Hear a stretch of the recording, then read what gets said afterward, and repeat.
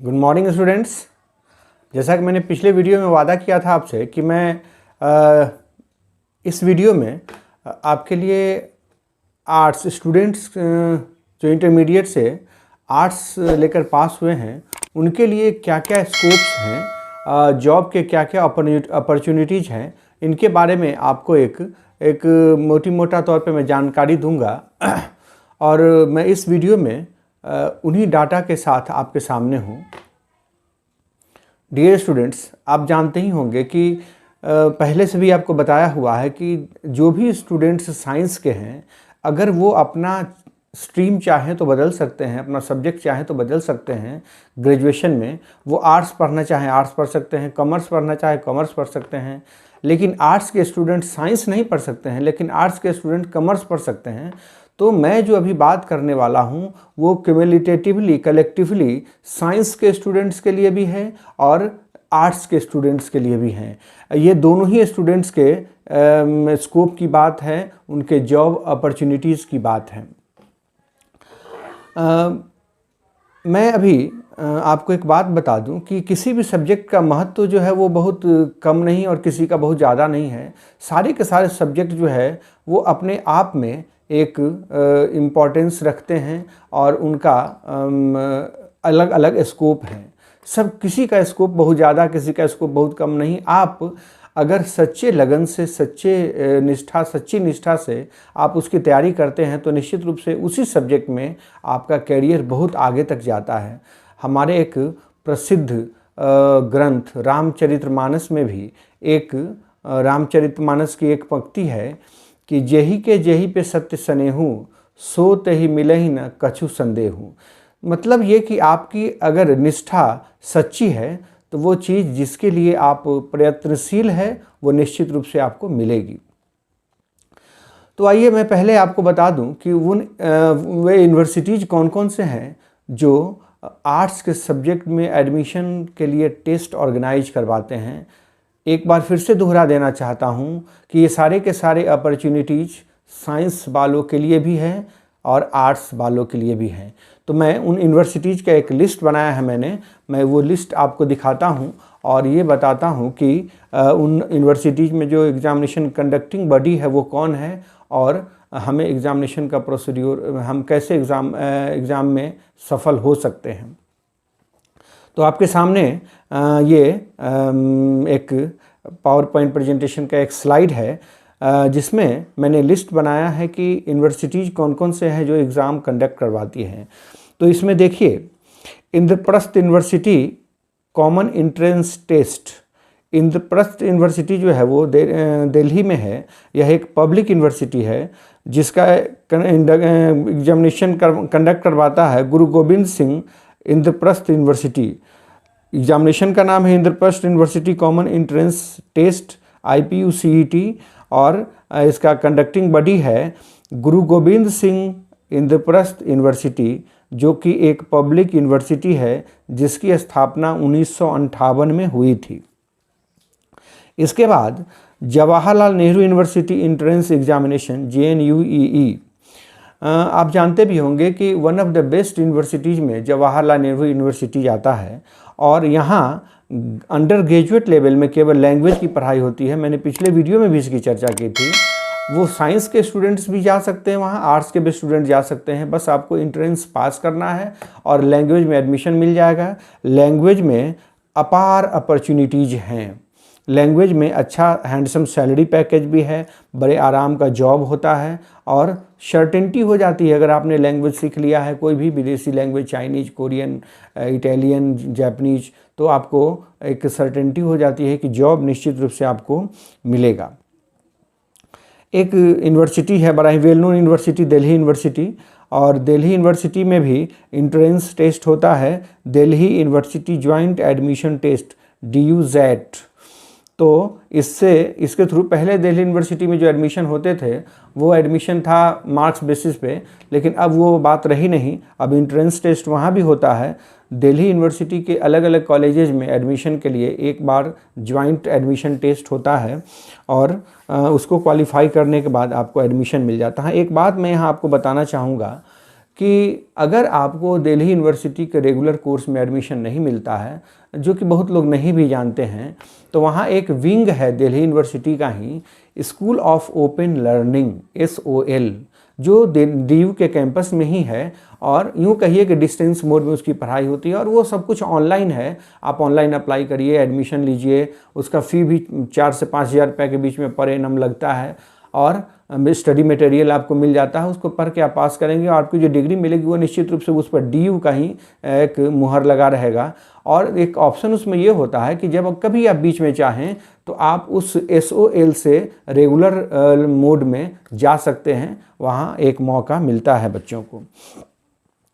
एक और यूनिवर्सिटी है Tata institute of social science bachelors admission test, TISSBAT। बता दूं आपको कि इसका जो कंडक्टिंग बॉडी है वो Tata institute of social science, जो मुंबई में अवस्थित है। ये Tata institute of social science जो है TISS, ये मुंबई में है, महाराष्ट्र में, जो एक one of the oldest universities में से आते हैं। 1936 में इसकी स्थापना हुई है और यह भी एक पब्लिक यूनिवर्सिटी है। लेकिन इसमें ख़ास बात यह है कि इनका कोलैबोरेशन है फॉरेन से। फॉरेन के यूनिवर्सिटीज़ में यहाँ से डायरेक्ट आप MA के लिए ट्राई कर सकते हैं, MA करने के लिए वहाँ से कर सकते हैं। फॉरेन यूनिवर्सिटी से इनका कोलैबोरेशन है और वहाँ के लोग डेलीगेशन वहाँ से आते रहते हैं, आपको एक रास्ता मिल जाता है फॉरेन जाने का। एक और यूनिवर्सिटी है सिम्बायोसिस एंट्रेंस टेस्ट, जो फिर से पुणे में है और one of the best colleges में आता है, जिसका ऑर्गेनाइजिंग बॉडी है सिम्बायोसिस इंटरनेशनल यूनिवर्सिटीज़। इसके अलावा और भी बहुत सारे यूनिवर्सिटीज़ हैं जो एग्जामिनेशन कंडक्ट कराती हैं।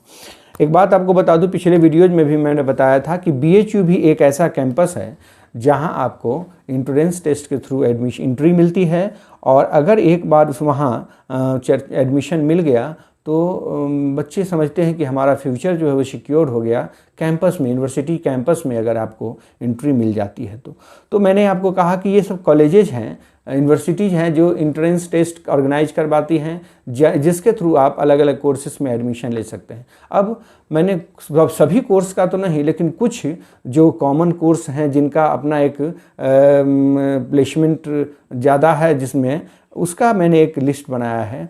तो आपके सामने ये दूसरा स्लाइड है जिसमें मैंने कहा कि ये BA ऑनर्स इंग्लिश में आप एडमिशन ले सकते हैं। तो मैंने जो लिस्ट बनाया उसमें है कि अगर आप BA इंग्लिश कोई भी सब्जेक्ट लेते हैं तो उसमें पेपर्स कौन कौन से पढ़ने होते हैं, उनके स्कोप क्या है और सैलरी पैकेज क्या है, और यूनिवर्सिटीज़ कौन कौन से हैं जो वेल नोन, बहुत ही फेमस यूनिवर्सिटी जहाँ इसकी पढ़ाई होती है। तो BA इंग्लिश जिसका एडवांस कोर्स अगर आप करते हैं तो वो MA होगा और MPhil होगा, PhD होगा, नेट होगा और उसके बाद आप असिस्टेंट प्रोफेसर के लिए एलिजिबल हो जाते हैं। इसमें जो पेपर्स होते हैं, क्लासिकल लिटरेचर है, Victorian prose and poetries, Indian English literature, drama, English poetry and fictions. इसमें जो अपॉर्चुनिटीज़ हैं वो है English graduate can opt for job such as content writer, ठीक है, technical writer, proof reader, reporter, English teacher etcetera. और salary package जो है वो 2 लाख से 4 लाख, ये मैंने लिखा है, आप देख भी सकते हैं। और ये सब यूनिवर्सिटीज़ हैं जहाँ वेल नोन यूनिवर्सिटीज़ है जहाँ इसकी पढ़ाई होती है। वैसे तो सारे के सारे इंडिया के सभी यूनिवर्सिटीज़ में BA ऑनर्स इंग्लिश की होती ही होती है। आपके सामने तीसरा स्लाइड है BA इन पॉलिटिकल साइंस। और फिर इसका जो एडवांस कोर्स होगा वो MA होगा, MPhil होगा, PhD होगा, नेट होगा, फिर असिस्टेंट प्रोफेसर की बारी आएगी। इसमें जो पेपर्स पढ़ने होते हैं ग्रेजुएशन लेवल पे, पॉलिटिकल थ्योरी है, इंडियन गवर्नमेंट एंड पॉलिटिक्स है, इंडियन पॉलिटिकल थॉट है, वेस्टर्न पॉलिटिकल थॉट है। और इसके बाद आप जॉब पा सकते हैं पॉलिटिक्स के फील्ड में, जर्नलिज्म के फील्ड में, writing, social works, marketing etcetera. और 1.5 लाख से 5 लाख के बीच में इसका पर एनम पैकेज है पॉलिटिकल साइंस का। आपको बता दूं कि हमारे जो प्रधानमंत्री, राष्ट्रपति हैं, उनमें से बहुत सारे पॉलिटिकल साइंस और इकोनॉमिक्स बैकग्राउंड से होते हैं।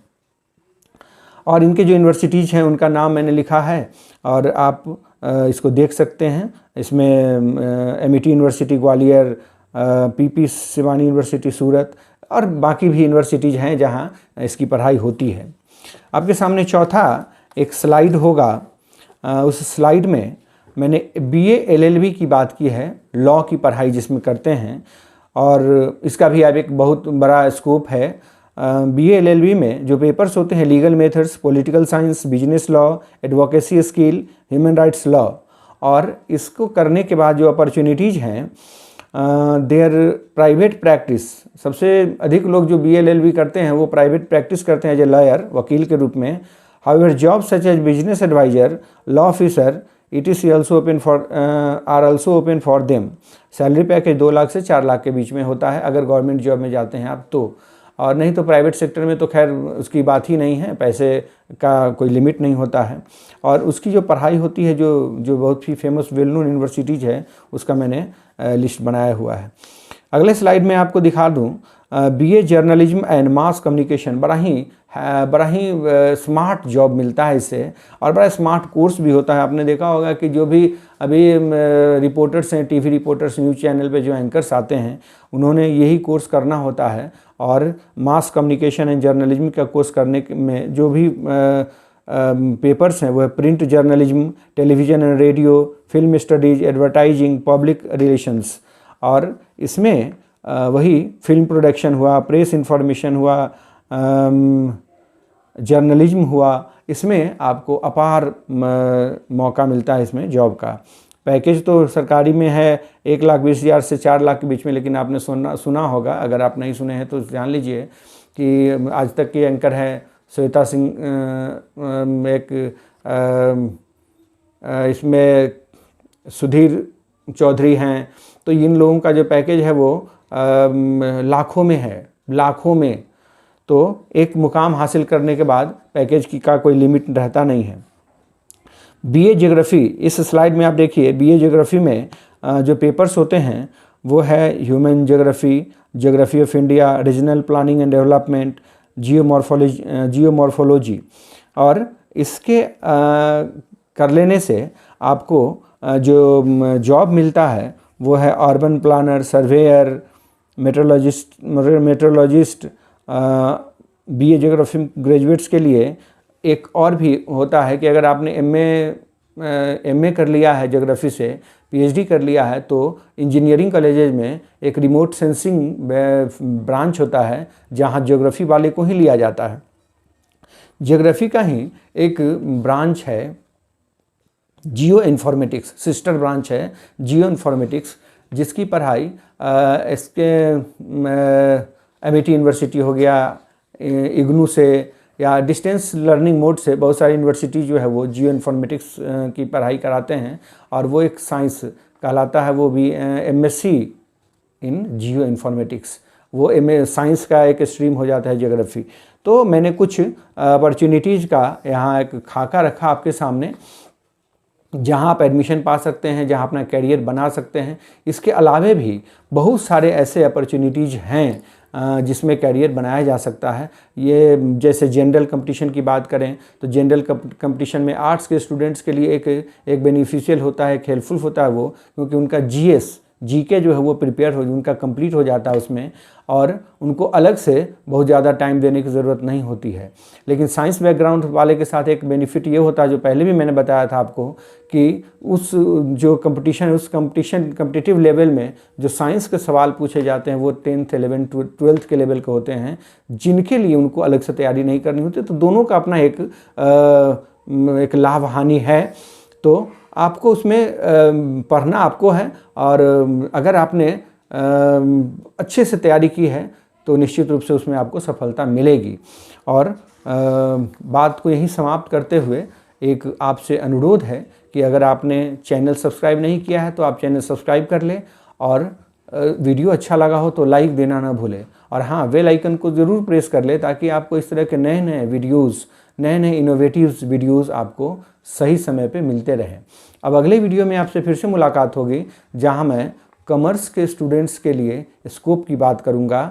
जाहिर है कि वो स्कोप साइंस और आर्ट्स वालों के लिए भी होगा, जहां मैं कुछ नई जैसे इकोनॉमिक्स ऑनर्स की चर्चा तो अभी तक मैंने की नहीं, तो वो कॉमर्स में मैं एक साथ चर्चा करूंगा इकोनॉमिक्स ऑनर्स के लिए, जिसका स्कोप कहाँ कहाँ है। तो अब अगली वीडियो में आपसे मुलाकात होगी जिसमें कॉमर्स के स्टूडेंट्स के लिए स्कोप पर मैं चर्चा करूंगा। धन्यवाद।